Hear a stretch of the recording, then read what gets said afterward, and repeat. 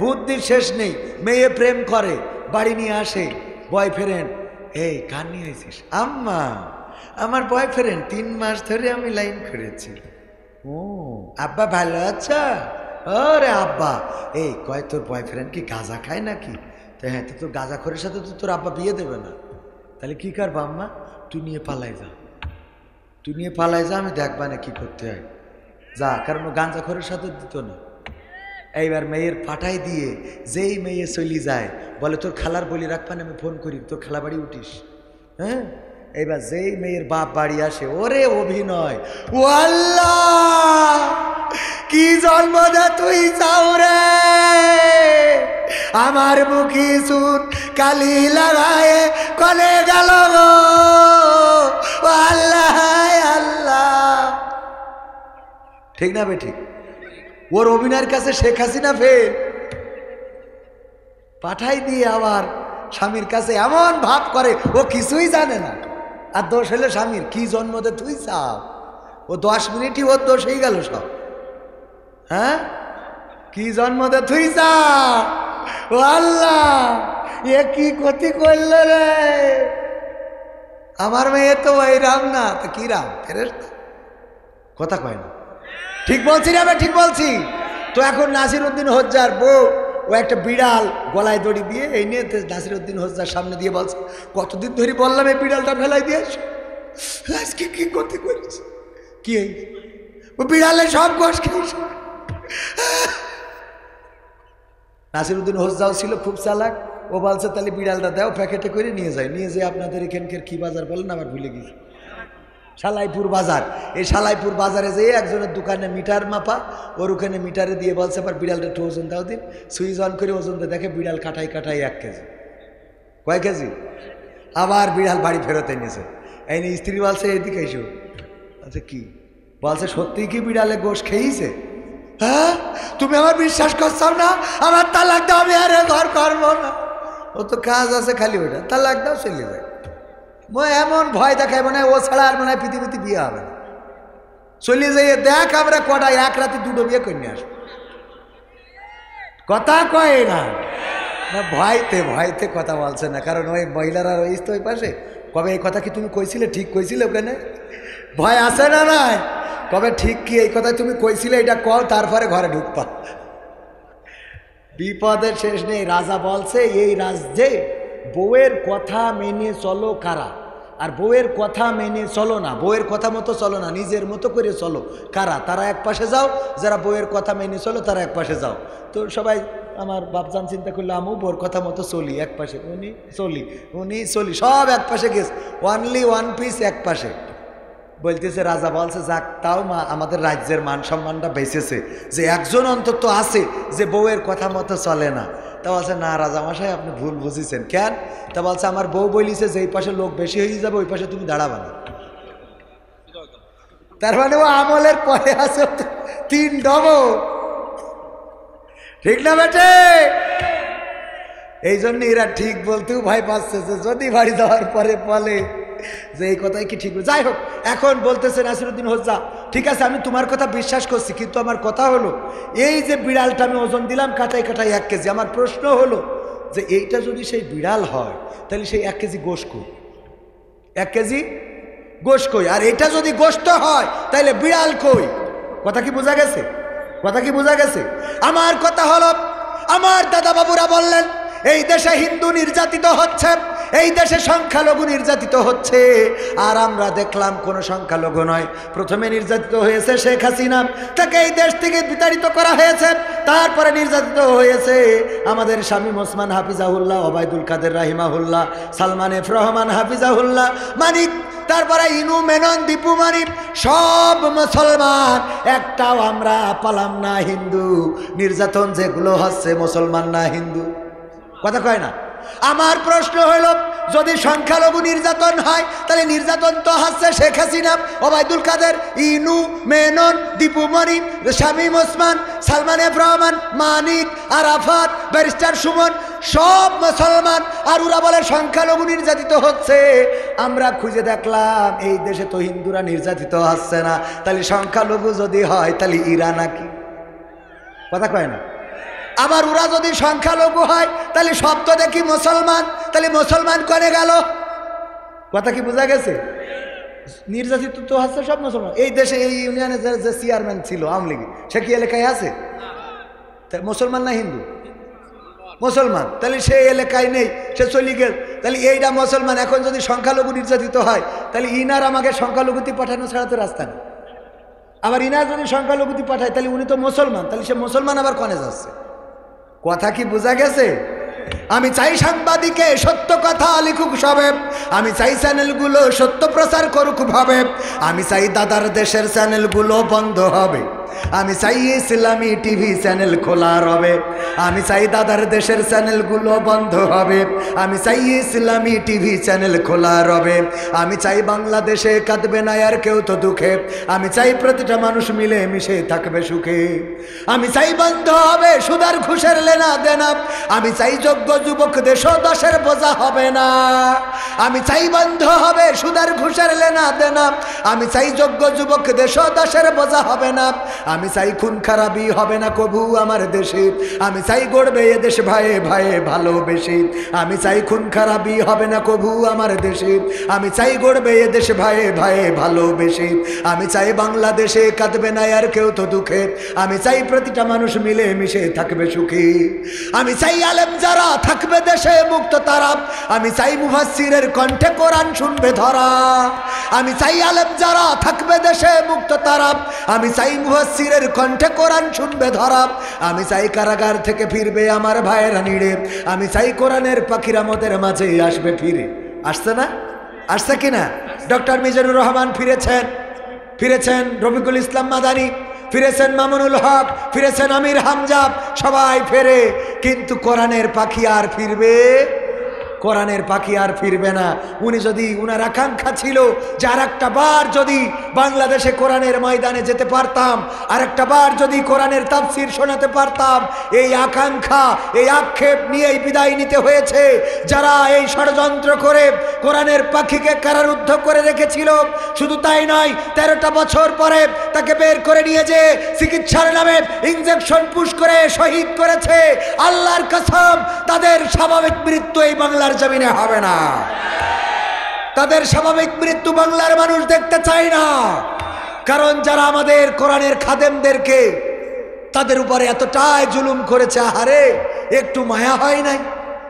যেই সুললিত কণ্ঠস্বর শুনে অসংখ্য হিন্দু, বৌদ্ধ, খ্রিস্টান ইসলামের আলোয় আলোকিত হয়েছে, সেই মানুষটাকে 13টা বছর কারাগারে রেখে ক্ষান্ত হয় নাই, বরং তাকে নিশ্চিহ্ন করেছে।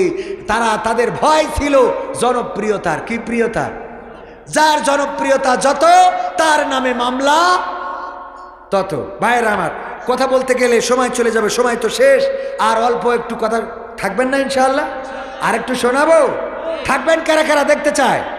নারায়ে তাকবীর, নারায়ে তাকবীর, আল কোরআনের আলো, আল হাদিসের আলো, আমার নেতা তোমার নেতা, লিল্লাহি তাকবীর। ওগো আমার ভাইয়েরা, পবিত্র কোরআনের সূরা তাহার 55 নম্বর আয়াতে কারিমা তেলাওয়াত করেছিলাম। কিন্তু তার আগে প্রেক্ষাপট নিয়ে কিছু কথা বলার জন্য আমার আলম ভাই বলেছেন, মাহফিল কমিটির সভাপতি, তার কথা শোনার দরকার আছে না নাই? ক্ষমতায় কেউ স্থায়ী হয় না, হোক না সে হাসিনা কি বারে না, চেয়ারটা চিরকাল থাকে না। ঠিক না বেঠে? এই চেয়ার চিরকাল। কবির বিন সামাদ চেয়ারে বসেছে, আগামী বছর এই চেয়ারে অন্য বক্তা আসবে। এই বছর আমি গত বছর ছিলাম না, আবার আগামী বছর থাকবো না। ভালো করলেও থাকা হবে না, খারাপ করলেও থাকা হবে না। চেয়ার একদিন ছাড়তেই হয়, পৃথিবী ছেড়ে যেতেই হয়, ঠিক কিনা? তো আমার গানের মধ্যে আমি সব নেতাদের নাম ধরার চেষ্টা করেছি।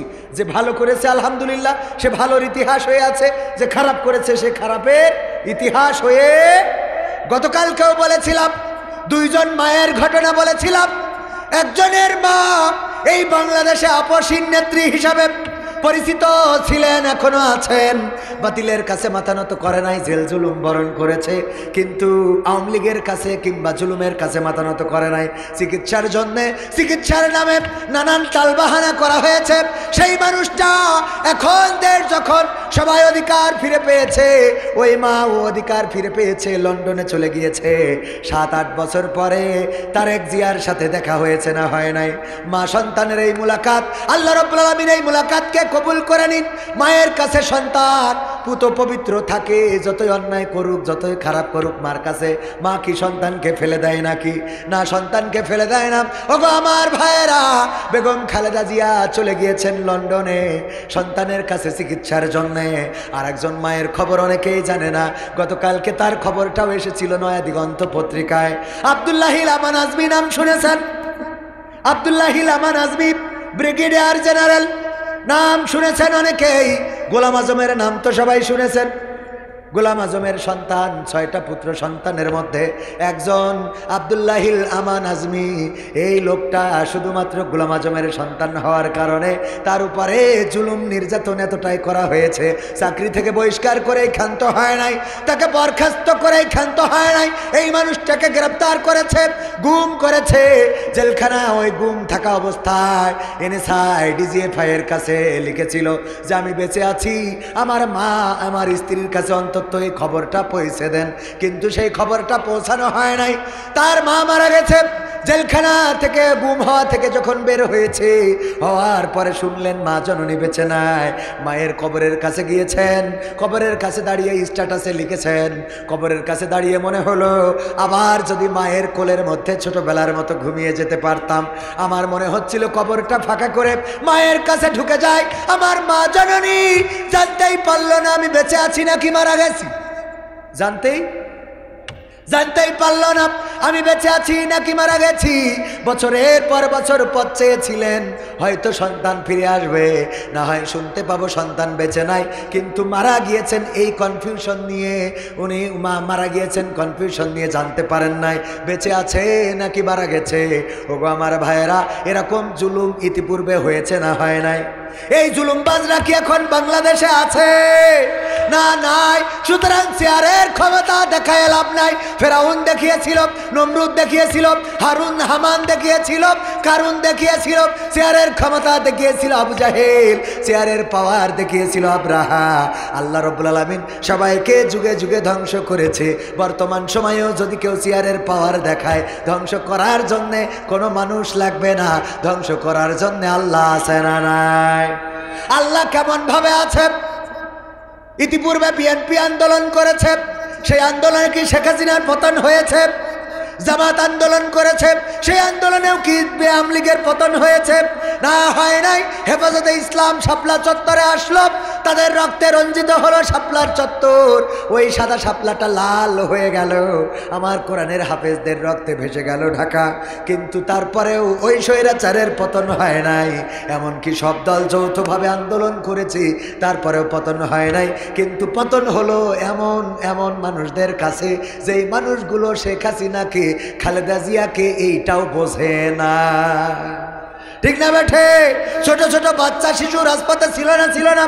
তারা বলল আমরা মুগ্ধ হতে চাই, আমরা আবু সাইদ হতে চাই, আমরা আবু সাইদের মতো জীবন দিতে চাই, আমরা রক্ত দিতে চাই, আমরা আবু সাইদের রক্তের বদলা নিতে এসেছি।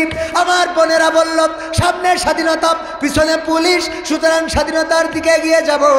ওগো আমার ভাইয়েরা, রাজপথে যখন দাঁড়ালো ছোট ছোট বাচ্চা শিশু, এমন শিশুরা দাঁড়ালো, শেখ হাসিনা যেদিন ক্ষমতায় এসেছিল ওই দিন এদের জন্মই হয়েছিল না। ঠিক না বেঠে? আবার দেখেন অপর দিকে ওদের ছিল বন্দুক, কামান, হামান, ওদের ছিল বিভিন্ন মেশিন গান, বড় বড়, ছোট ছোট, শুয়ে একবার গুলি করে, দাঁড়িয়ে একবার গুলি করে, বসে একবার গুলি করে। আরও শুধু তাই নয়, হেলিকপ্টারে চড়ে চড়ে গুলি করা হলো।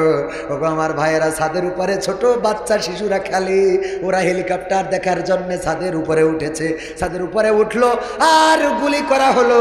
বাচ্চা শিশু ওই ছাদের উপরে ছটফট করে মারা গেল। আহারে, কত নিষ্ঠুর, কত জালিম, কত বড় জুলুম করা হলো। যে এই বাচ্চা শিশুটা শখ করে হেলিকপ্টার দেখতে চেয়েছে, বুঝতেও পারে না এই হেলিকপ্টারটা জীবনটা কেড়ে নিতে চেয়েছে। এটা যেন আল্লাহর নবীর জামানায় দাহিয়াতুল কালবি নামের একজন সাহাবা ছিলেন। সবাই জানেন ইসলাম কবুল করার পরে খুব করে কান্নাকাটি করছেন। আল্লাহর রাসূল সাল্লাল্লাহু আলাইহি সাল্লাম বললেন, ওগো দাহিয়াতুল কালবি এত কান্নাকাটি করো কেন? দাহিয়াতুল কালবি বললেন, ওগো নবী আমি তো ইসলাম কবুল করলাম, আমার গুনাহ কি সব মাফ হয়ে গেল নাকি? আল্লাহর নবী বলে, তোমার পিছনের সব গুনাহ ক্ষমা হয়ে গেছে। আল্লাহর নবীকে বললেন, আমার ভয় হয় আমার জীবনের একটা গুনাহ আল্লাহ ক্ষমা করবেন না। আল্লাহর নবী বিশ্ব নবী সাল্লাল্লাহু আলাইহি সাল্লাম বললেন, কোন গুনাহ?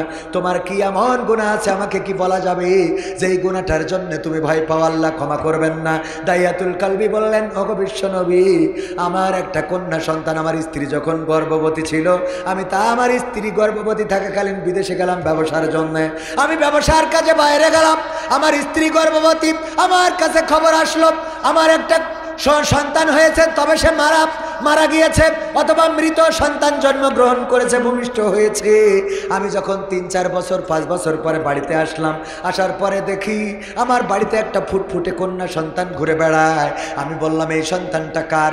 বলল, এটা হলো তোমার সেই সন্তান যেটা তুমি গর্ভে রেখে গিয়েছিলে। তাইলে আমাকে মিথ্যা কেন বলেছিলে? মিথ্যা বলেছিলাম এই জন্যে যে তুমি আমাকে আদেশ করবা এই সন্তানকে মেরে ফেলো, কারণ এই মক্কায় কোনো কন্যা সন্তান বাঁচিয়ে রাখা হয় না। কন্যা সন্তান হইলে সবাই লজ্জা বোধ করে, অপমান বোধ করে।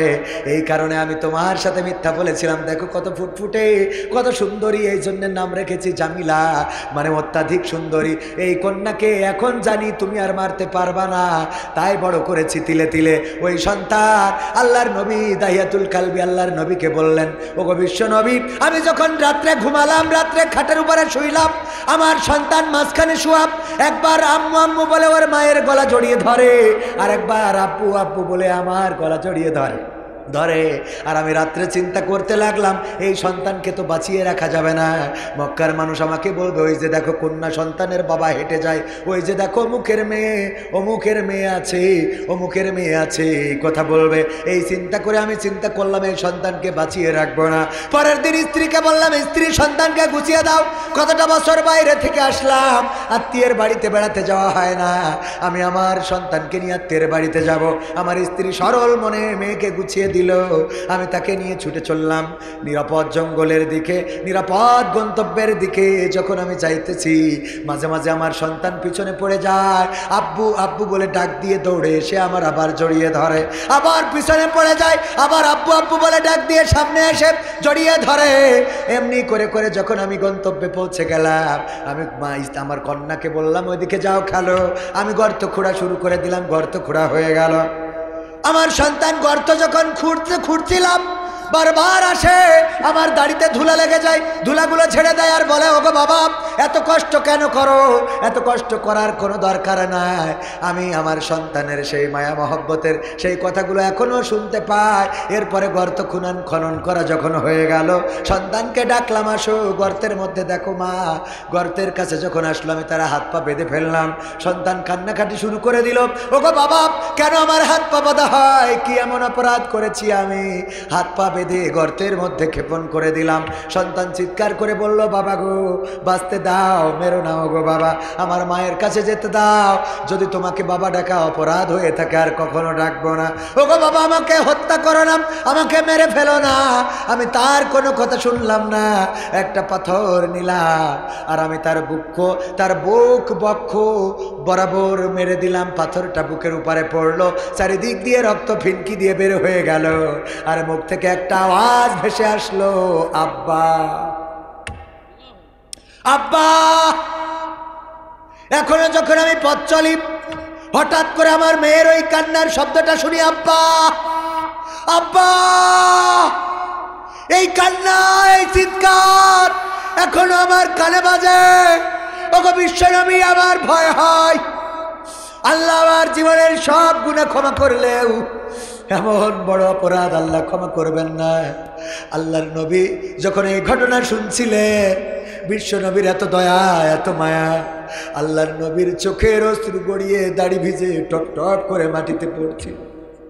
বিশ্ব নবী বললেন, ওগো দাহিয়াতুল কালবি, আল্লাহ তোমাদের সব গুনাহ ক্ষমা করে দিবেন। তবে আমি চিন্তা করি জাহেলিয়াতের যুগে তোমরা কতটা জাহেল ছিলে, কতটা মূর্খ ছিলে, কতটা বর্বর ছিলে, কতটা নরপিশাচ ছিলে, কতটা তোমরা নিষ্ঠুর ছিলে যে তোমাদের কলিজার টুকরা কন্যা সন্তানদেরকেও বাঁচিয়ে রাখো না। আহারে আমাদের স্বৈরাচার সরকার এমন ছিল, ছোট ছোট বাচ্চা শিশুরা রাজপথে দাঁড়ালো, কার সন্তান কার কলিজার টুকরা তিলে তিলে বড় করেছে। ছোট ছোট বাচ্চা শিশুগুলো তাদের বুকে গুলি চালাইতে দ্বিধাবোধ করে নাই। আমার আবু সাইদের বুকে গুলি চালালো, আমার মুগ্ধ পানি পানি বলে চিৎকার করেছিল। আরে কত সুন্দর মানুষটা বলল পানি লাগবে, পানি পানি লাগবে, পানি কার পানির দরকার, পানি লাগবে পানি। এই পানি যে বিতরণ করছিল তার বুকে গুলি মেরে শহীদ করে দেওয়া হলো। আরে ছোট ছোট বাচ্চা শিশুগুলো ছাদের উপরে হেলিকপ্টার দেখতে গেল, আর ওই হেলিকপ্টার থেকে গুলি করা হলো। আর ছোট ছোট বাচ্চা শিশু, হিন্দুর সন্তান পর্যন্ত মারা গিয়েছে। ছোট বাচ্চা শিশুরা, কলিজার টুকরারা, যারা ঘর মাতিয়ে রাখে, যারা একবার আব্বুকে ডিস্টার্ব করে, আঞ্জালা করে, আব্বু আব্বু বলে আব্বুকে বিরক্ত করে, আর একবার আব্বুকে বিরক্ত করে। এই বিরক্ত না করলে বাড়িটা আনন্দে থাকতো না, বলেন ঠিক কিনা? এই বাচ্চা শিশুগুলো শহীদ করে দেওয়া হলো, এত জুলুম করা হলো। এরপরেও আবার আমাদের নেত্রীরা বলল যে আমরা উপর থেকে গুলি ছুড়ি নাই, পানি ছুড়েছি। তার মানে ওদের কাছে গুলিটা হলো পানির মতো, ঠিক না ঠিক? ওদের কাছে বন্দুকের গুলি পানি। ওরা মানুষের জীবনকে মানুষের জীবন মনে করে নাই, মানুষকে শুধু মেরেই ক্ষান্ত হয় নাই, সেইগুলোকে আবার ভ্যানে ভরেছে, পুলিশের পিকআপে ভরেছে, আগুন জ্বালিয়ে দিয়েছে, পুড়ে ছারখার হয়ে গেছে। আহারে মুসলমান লাশগুলোর একটু কবর দাফন কাফনের ব্যবস্থাও করতে দেয় নাই।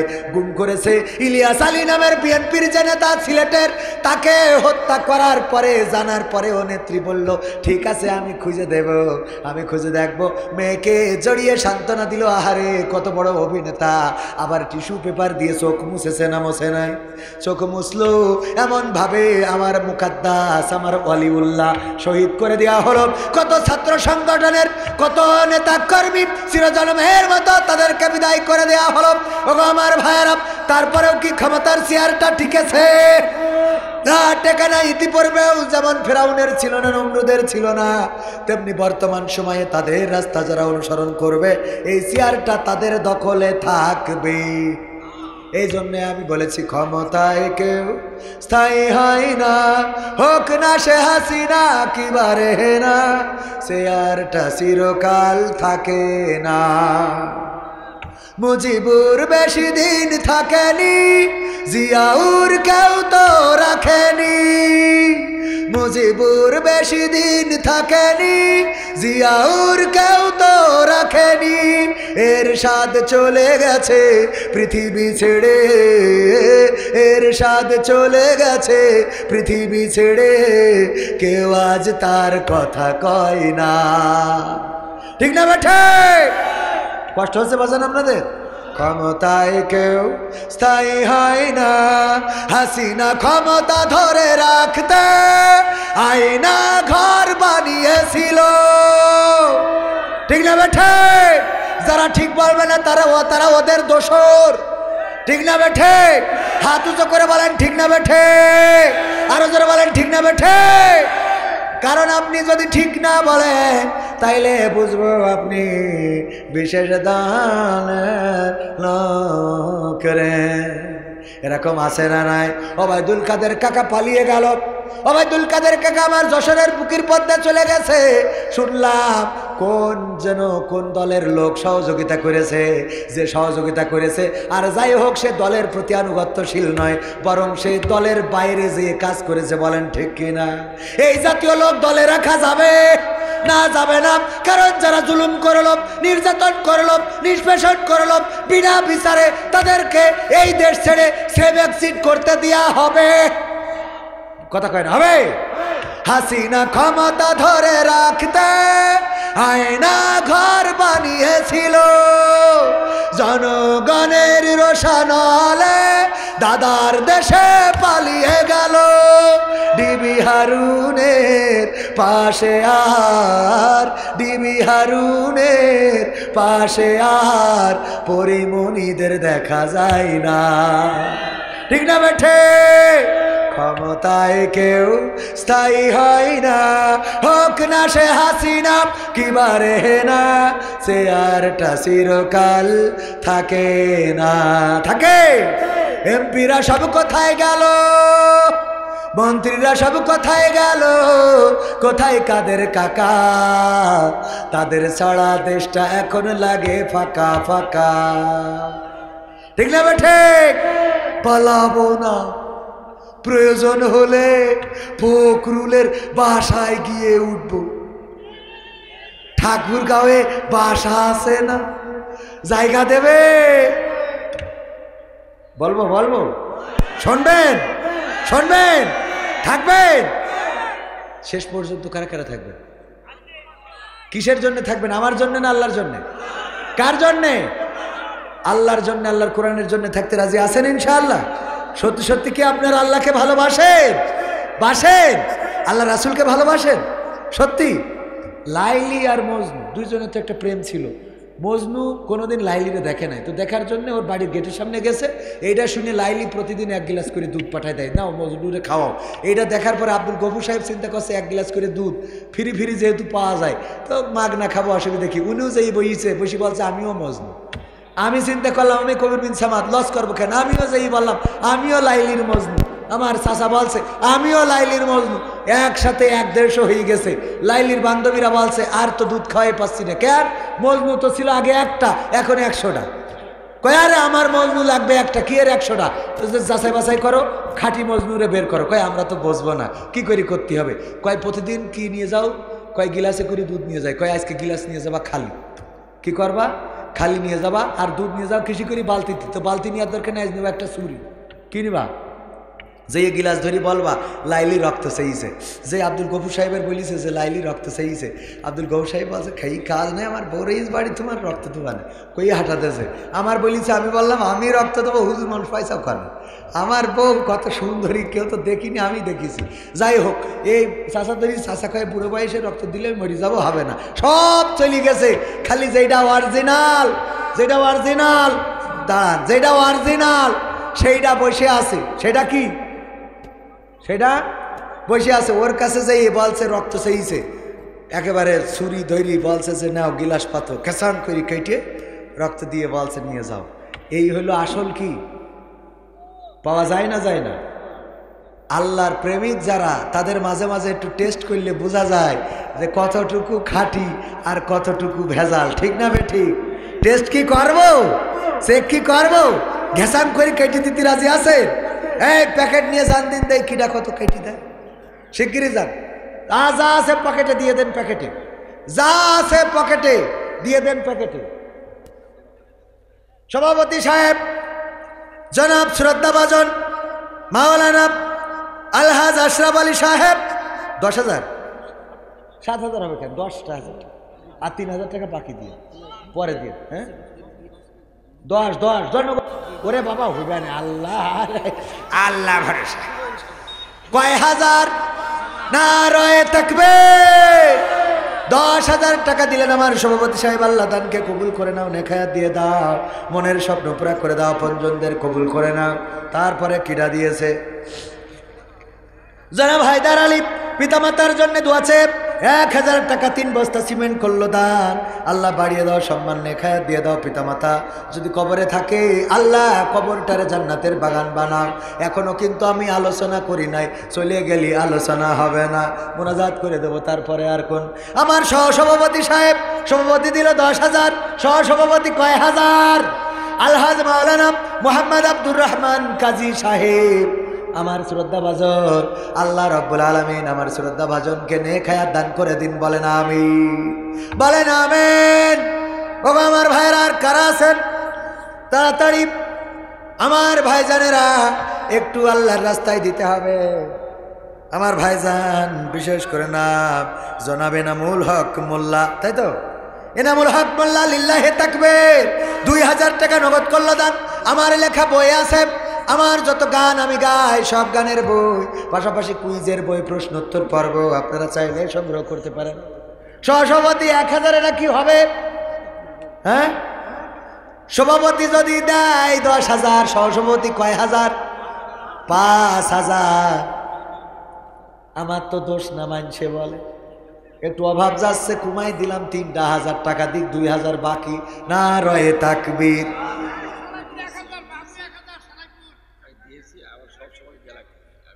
সব সবাই তো দিয়া লাগবে, এটাই একটু দিয়া। কত দোষের নগদ? আর 5,000 বাকিতে থাকলো, বাকিতে আর 5,000। আপনি আমাকে রেলে খাল লোক। হ্যাঁ, ছাত্র এক নয়, সব প্রতিষ্ঠানে দেওয়া লাগতেছে।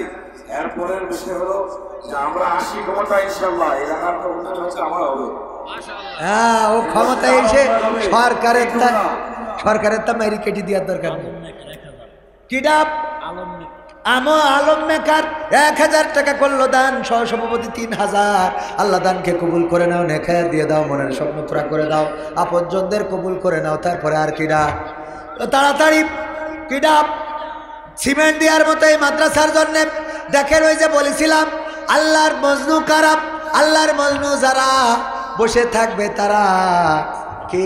আমার যুবক মানুষ, নাম কি শোনা? নিয়ামুল ইসলাম।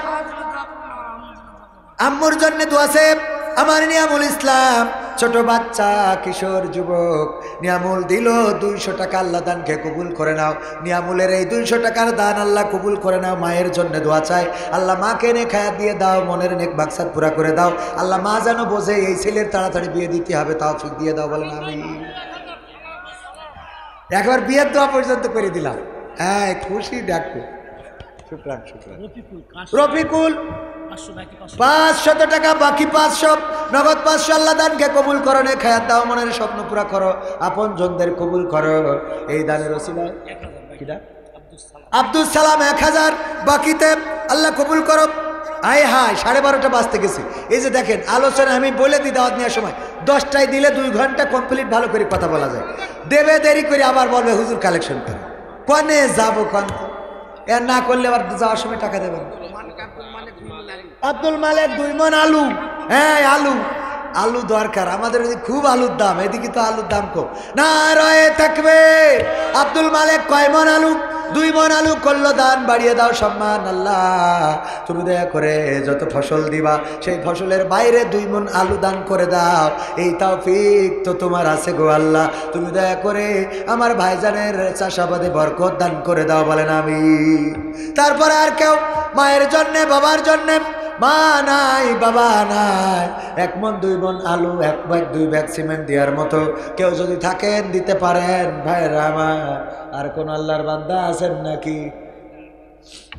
আছে?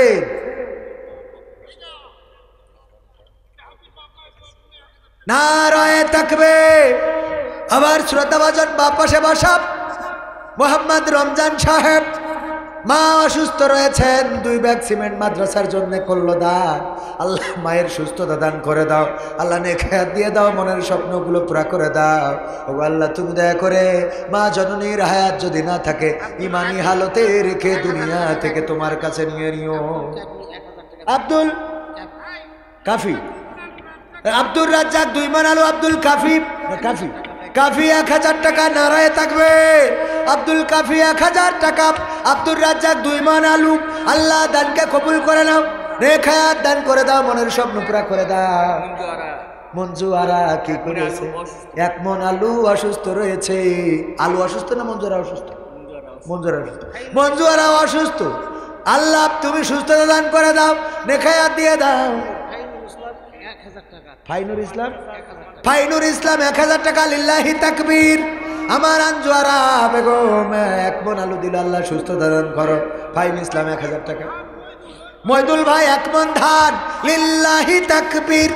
মইদুল ভাই দিলে 1 মণ ধান, আল্লাহ কবুল করে নাও, নেখায়াত দাও, মনের স্বপ্ন পুরা করে দাও, আপনজনদের কবুল করে নাও। আব্দুল সামাদ আমার আব্বার নামে নাম। কয় মণ? 2 মণ আলু। লিল্লাহি তাকবীর। এত আলু আমার কিছু পাঠাই দিয়েন যশোরে। আল্লাহ এত আলু এই অঞ্চলে হয় 2 মণ করে দিল আল্লাহ দানকে। আপনার শ্বশুর আমার মুজাফফর ভাইয়ের শ্বশুর, নারায়ে তাকবীর। মুজাফফর ভাইয়ের শ্বশুর আমার, তালি মুজাফফর ভাইয়ের শ্বশুর আমার কি হয়, কি কি আব্দুল সাদেক ভাই, হ্যাঁ সাদেক ভাই, না ভাই হবে না, তাওই হবে। আব্দুল সাদেক তাওই কয় মণ? 2 মণ আলু দিল আমার ভাইজানের শ্বশুর। আল্লাহ দানকে কবুল করে নাও, নেখায়াত দিয়ে দাও, মনের স্বপ্ন পুরা করে। আমিনুর মাস্টার বাসকুর, আমিনুর বাসকুর 2 বস্তা সিমেন্ট। এই মুজাফফর ভাই শ্বশুর যখন 2 বস্তা আলু দিলে, আপনি দুই শ্বশুর জামাই 2 ভাই মিলেতে আরো 2 বস্তা দেন। হ্যাঁ আসি তা 2 বস্তা বলেন, একটু দোয়া করে যায় মুসাফির মানুষ। নারায়ে তাকবীর, নারায়ে তাকবীর। আমার ভাইজান মুজাফফর ভাই শ্বশুর 2 বস্তা দিল। হ্যাঁ 5, ওটা আলু আলাদা পাগল, আলু না থাকলেও আপনি মাঠে রাত্রি যাই আরেকজনের তো তুলে নিয়ে আসবেন। আলু ফাতেমা 2 বস্তা সিমেন্ট, নবীর কন্যার নামে নাম আল্লাহ ফাতেমা রাদিয়াল্লাহু তাআলা আনহার সাথে হাসর করে দিও। আমার মুজাফফর ভাই আগে দিয়েছে 5000, পরে দিল আরো 2 বস্তা আলু। আল্লাহ দানকে কবুল করে নাও, নে খায়াত দাও, মনের স্বপ্ন পুরা করে দাও, আপন জনদের কবুল করো। মুস্তারি নারায়ে তাকবীর। মুস্তারি 2 মণ আলু। আল্লাহ দানকে কবুল করো, ব্যবসায় বরকত দান করো আল্লাহ, বিজনেসে বরকত দাও আল্লাহ, ক্ষেত খামারে বরকত দাও আল্লাহ, চাষাবাদে বরকত দাও আল্লাহ, সন্তান সন্ততিতে বরকত দাও। ও আল্লাহ তুমি দয়া করে পরিবার পরিজনকে কবুল করে নাও, আপনজন যারা কবরে ক্ষমা করে দাও, বলেন আমিন। আর কেউ তাড়াতাড়ি, আর কেউ কি আছেন? আর কেউ? আমি মুসাফির মানুষ, আল্লাহর নবীর ঘরে যদি দান করেন ক্ষতি হবে না। আমার আলম ভাই কত কষ্ট করে, আপনার নাম ধরে আমি একটু দোয়া করতে চাইলাম। হ্যাঁ শেষবারের মতো কবিতা আপনারা ফাঁকা করে দিলে। ভালো একটা কবিতা। ওরে বাবা, হ্যাঁ হরন্তাপ কামরুল চৌধুরী 1000 টাকা নগদ করলো দান। আমার আলম ভাই একটু কিছু বলেন, একটু দোয়া করি না আমরা ধরি।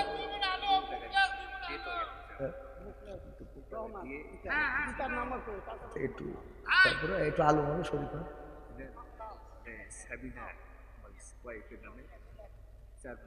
হ্যাঁ মাশাআল্লাহ, নারায়ে তাকবীর। আমার ভাইজান বললো আমার আর দিয়ার কায়দা নেই, এখন যা দেবে আমার বউ দেবে। বউয়ের নাম সাবিনা, ওয়াইফের নামে, স্ত্রীর নামে 4 মণ আলু দান করলেন। আল্লাহ দানকে কবুল করে নাও, বলেন আমি।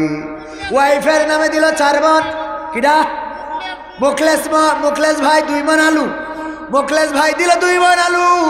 আর আমার আলম ভাই সাবিনা আমার ভাইজানের ওয়াইফের নাম, জীবন সঙ্গিনী, কলিজার টুকরা, আহারে ভালোবাসার মানুষ, যার সাথে ঘর কন্যা করে, 2-4 মণ আলু তার নামে দিল। আল্লাহ দানকে কবুল করে নাও, নে খায়াত দাও আল্লাহ, এই ভালোবাসায় বারাকা দান করে দাও, পরকালে জান্নাতে একসাথে সাথী করে দিও, বলেন আমিন। আর কেউ? আফরোজা মা বাবার নামে আফরোজা খাতুন 2 মণ আলু করলেন দান। আল্লাহ বাড়িয়ে দাও সম্মান, পিতামাতার জন্য দোয়া চাইলো আল্লাহ, মনের নেক মাকসাদ পুরা করে দাও, পঞ্জনদের কবুল করে নাও। কিরা? উজুমুদ্দিন 1 বস্তা সিমেন্ট। আল্লাহ দানকে কবুল করো, আপনজন যারা কবরে ক্ষমা করো, দুনিয়ার জীবনটা সহজ করো আল্লাহ, তুমি পরকালের জীবনটাই মুক্তি। মাশাআল্লাহ, ফাস্ট। কি আলম? নূর আলম, আলমের নূর। নারায়ে তাকবীর। আমার নূর আলম ভাই সবার উপরে চলে গেল। আমার সাবিনা ভাবি চিন্তা করিলাম মনে হয় ফার্স্ট, কিন্তু না, তারেও ছাড়াই গেল 5 মণ আলু। আল্লাহ দানকে কবুল করো, নে খায়াত দাও আল্লাহ, তুমি দয়া করে চাষাবাদে বরকত দিয়ে দাও আল্লাহ, আলুর খেতে কোনো মুসিবত তুমি দিও না, বালা দিও না। এখানকার আনোয়ার হোসেন কয় বস্তা? 3 বস্তা সিমেন্ট। আল্লাহ দানকে কবুল করে নাও, নে খায়াত দাও, মনের স্বপ্ন পুরা করে দাও, আপনজনদের কবুল করে নাও আল্লাহ, দানের ওসিলায় তুমি মনের নেক মাকসাদ পুরা করে দাও। তারপরে আর কেউ আছেন? আর আব্দুল কাদের কি করিস? তাড়াতাড়ি বল। আদম আলী এক বস্তা সিমেন্ট করলো দান, আল্লাহ বাড়িয়ে দাও, সম্মান নিয়ে খায়াত দাও, আপনজন যারা কবরে ক্ষমা করে দাও, পরকালের জীবনটা সহজ করে দাও, আমল নামাটা ডান হাতে দিয়ে দিও, বলেন আমিন। আর দরকার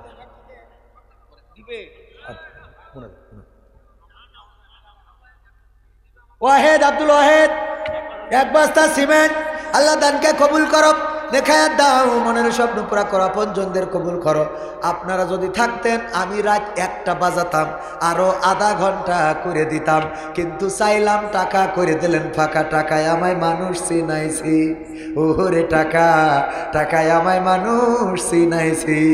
এই টাকার জন্যে কত ছেলে বিদেশে গিয়েছে, টাকার জন্যে কত ছেলে বিদেশে গিয়েছে, টাকায় আমায় মানুষ চিনাইছি, ওরে টাকা, টাকায় আমায় মানুষ চিনাইছি। টাকার জন্যে বিদেশে গিয়ে কষ্ট করিলাম, কত জনের কত কথা আমরা শুনিলাম, ভাইরে আমরা শুনিলাম। এই টাকার জন্যে সোনার দেহ, এই টাকার জন্যে সোনার দেহ নষ্ট হইতাছে, টাকায় আমায় মানুষ চিনাইছে, ওরে টাকা, টাকায় আমায় মানুষ চিনাইছে, টাকায় আমায় মানুষ চিনাইছে, ওরে টাকা। আবু তালেব কি করেছে? আবুল কালাম বিয়ে করিস, 5,000 টাকা দিয়েছে। নারায়ে তাকবীর। আবুল কালাম কয় হাজার, 5,000 টাকা করলো দান, আল্লাহ বাড়িয়ে দাও, সম্মান নেখায়াত দিয়ে দাও, মনের স্বপ্নগুলো পুরা করে দাও, আপনজনদের কবুল করে নাও, আল্লাহ দানের ওসিলায় পরিবার পরিজনকে ভালো রাখো, বলেন আমিন। আলহামদুলিল্লাহি রাব্বিল আলামিন। রব্বানা যালামনা আনফুসানা ওয়া ইল্লাম তাগফির লানা ওয়া তারহামনা লানাকুনান্না মিনাল খাসিরিন। রব্বানা